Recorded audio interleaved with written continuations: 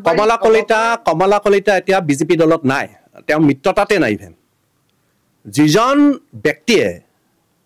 ব্যক্তিয়ে আমাৰ ভাৰতীয় জনতা পাৰ্টি মিত্ৰজোঁটৰ চৰকাৰখন য'ত নেকি অতুল বৰা ডাঙৰীয়া মন্ত্ৰী হৈ আছে, সেই চৰকাৰখনক মাজতে গালি পাৰিছিলে। কমলা কলিতা মিত্ৰগোষ্ঠীত নাই আৰু তেওঁ এতিয়া কাৰ এজেণ্ট হৈ আছে এই কথাটো আমি জানিব লাগিব। তেওঁ এখন সভাত কৈছে যে বিজেপিয়ে চামুচেৰে দিয়ে আৰু দলিচাৰে লৈ যায়। ইয়াৰ অৰ্থ কি? কমলা কলিতাৰ কথা আপোনালোকে পাতিবই নালাগে। কমলা কলিতা আজি ভাৰতীয় জনতা পাৰ্টি আৰু এজিপিৰ মিত্ৰগোষ্ঠীত নাই। আজি তেওঁ কোনোবা এজন থাৰ্ড পাৰ্টিৰ এজেণ্ট হৈ কাম কৰি আছে। মই জনাত তেওঁ কংগ্ৰেছৰ এজেণ্ট হৈ কাম কৰি আছে। মই আজিয়ে ক'লো আপোনালোকক। অগপ দলক মই এটাই আহ্বান জনাম, সঁচায়ে আজি কমলা কলিতাই যিটো কৰি আছে, আজি প্ৰত্যেকটা ইছ্যুত তেওঁ চৰকাৰৰ এগেইনষ্টে কৈ আছে। চ' মই এটাই আহ্বান জনাম যে তেওঁৰ দলীয় অনুশাসনমূলক এটা ব্যৱস্থা ল'ব লাগে। তেওঁৰ প্ৰতি এটা চৌকছ নটিচ কৰিব লাগে, কিয়নো অতুল বৰা যিখন মাননীয় মুখ্যমন্ত্ৰী মহোদয়ৰ চৰকাৰৰ অতুল বৰা ডাঙৰীয়ালৈ আছে, কেশৱ মহন্ত ডাঙৰ আছে, তেওঁলোকৰ দলৰ সভাপতি, কাৰ্যকৰী সভাপতি, সেই দলৰ চৰকাৰক গালি পৰা মানে কি? তেওঁ নিজৰ দলকো গালি পাৰিছে, তো এইটো কাৰণে অতুল বৰা ডাঙৰীয়া আৰু কেশৱ মহন্ত ডাঙৰীয়াক মই অনুৰোধ জনাইছোঁ, কমলা কলিতাৰ ওপৰত তেওঁলোকে এটা চৌকছ নটিচ দিব লাগে আৰু তেওঁৰ ওপৰত শাস্তিমূলক ব্যৱস্থা হ'ব। কমলা কলিতা এতিয়া বিজেপি দলত নাই, তেওঁ মিত্ৰতাতে নাই। যিজন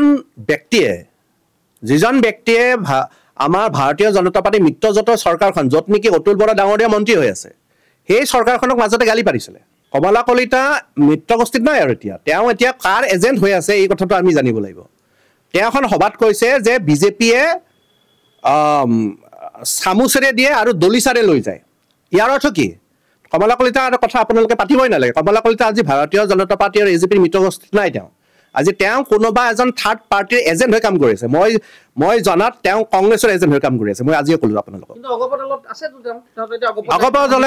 অগপ দলক মই এটাই আহ্বান জনাম, সঁচায়ে আজি কমলা কলিতাই যিটো কৰি আছে, আজি প্ৰত্যেকটা ইছ্যুত তেওঁ চৰকাৰৰ এগেইনষ্টে কৈ আছে।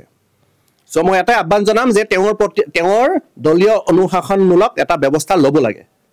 তেওঁৰ প্ৰতি এটা চৌকছ নটিচ কৰিব লাগে, কিয়নো অতুল বৰা যিখন মাননীয় মুখ্যমন্ত্ৰী মহোদয়ৰ চৰকাৰৰ অতুল বৰা ডাঙৰীয়ালৈ আছে, কেশৱ মহন্ত ডাঙৰ আছে, তেওঁলোকৰ দলৰ সভাপতি, কাৰ্যকৰী সভাপতি, সেই দলৰ চৰকাৰক গালি পৰা মানে কি? তেওঁ নিজৰ দলকো গালি পাৰিছে, তো এইটো কাৰণে অতুল বৰা ডাঙৰীয়া আৰু কেশৱ মহন্ত ডাঙৰীয়াক মই অনুৰোধ জনাইছোঁ, কমলা কলিতাৰ ওপৰত তেওঁলোকে এটা চৌকছ নটিচ দিব লাগে আৰু তেওঁৰ ওপৰত শাস্তিমূলক ব্যৱস্থা হ'ব। কমলা কলিতা এতিয়া বিজেপি দলত নাই, তেওঁ মিত্ৰতাতে নাই। যিজন ব্যক্তিয়ে আমাৰ ভাৰতীয় জনতা পাৰ্টি মিত্ৰজোঁটৰ চৰকাৰখন য'ত নেকি অতুল বৰা ডাঙৰীয়া মন্ত্ৰী হৈ আছে, সেই চৰকাৰখনক মাজতে গালি পাৰিছিলে। কমলা কলিতা মিত্ৰগোষ্ঠীত নাই আৰু তেওঁ এতিয়া কাৰ এজেণ্ট হৈ আছে এই কথাটো আমি জানিব লাগিব।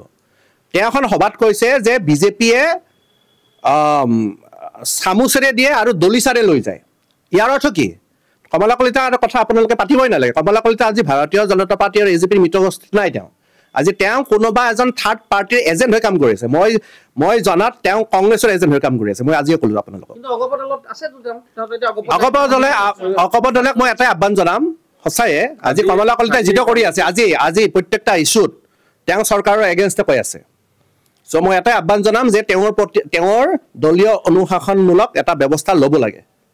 তেওঁৰ প্ৰতি এটা চৌকছ নটিচ কৰিব লাগে, কিয়নো অতুল বৰা যিখন মাননীয় মুখ্যমন্ত্ৰী মহোদয়ৰ চৰকাৰৰ অতুল বৰা ডাঙৰীয়ালৈ আছে, কেশৱ মহন্ত ডাঙৰ আছে, তেওঁলোকৰ দলৰ সভাপতি, কাৰ্যকৰী সভাপতি, সেই দলৰ চৰকাৰক গালি পৰা মানে কি?